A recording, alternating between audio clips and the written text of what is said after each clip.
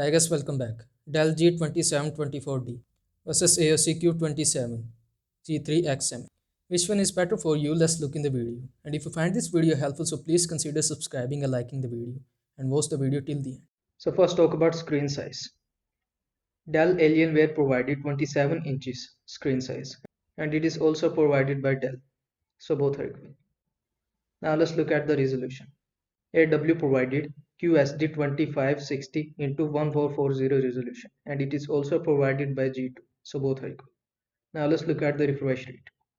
AW provided 165 Hz native overclockable to 140 Hz refresh rate and G2 provided 165 Hz refresh rate, so AW is better. Now let's look at the panel type.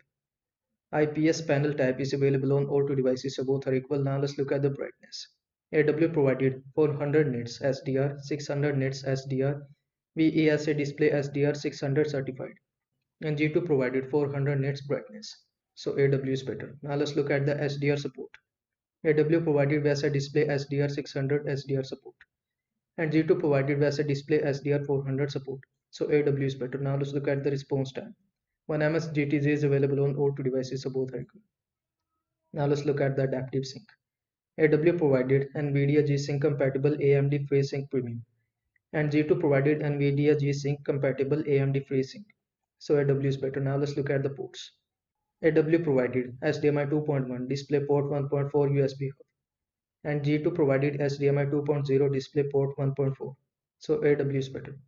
Now let's look at the build quality. The build quality of AW is premium Alienware design adjustable stand, and the build quality of G is simplistic design adjustable stand, so AW is better. And in the last, let's look at the price. The price of AW is higher. The estimate price is around $500 to $600, and the price of G2 is more affordable. The estimate price is around $300 to $400, so G2 is better.